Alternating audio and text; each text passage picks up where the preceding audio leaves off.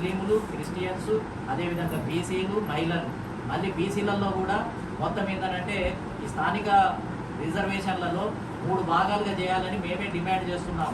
బీసీలలో జనాభా ఎక్కువగా ఉన్నటువంటి యాదవ, గౌడ, పద్మశాలి, ముదిరాజు, మున్నూరు కాపు ఇలాంటి కులాలను ఒక జాబితా, అదేవిధంగా ఎంబీసీ కులాలు నాయి బ్రాహ్మణ, కుమ్మరి, కమ్మరి, వడ్రంగి, ఇంకా బోయ అనేక కులాలు ఉన్నాయి.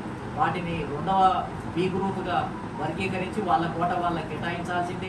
అదేవిధంగా సంచార బీసీ కులాలు ఉన్నాయి, వాళ్ళకు కొంత కోట కేటాయించినట్లయితే స్థానిక సంస్థలలో కనీసం సర్పంచులు, జెడ్పీటీసీలు, ఎంపీటీసీలు, మండలాధ్యక్షులను అవుతారు.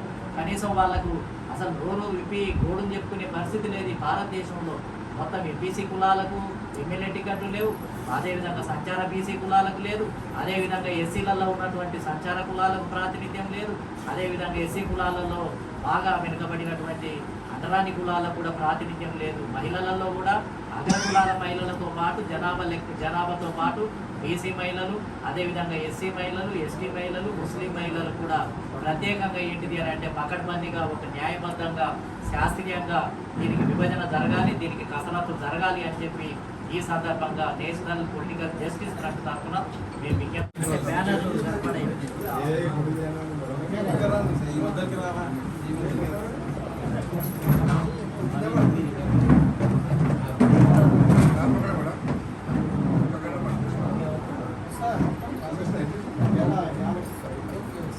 జిల్లాలో ఎస్సీ ఎస్టీ బీసీ మైనార్టీల ఐక్యత.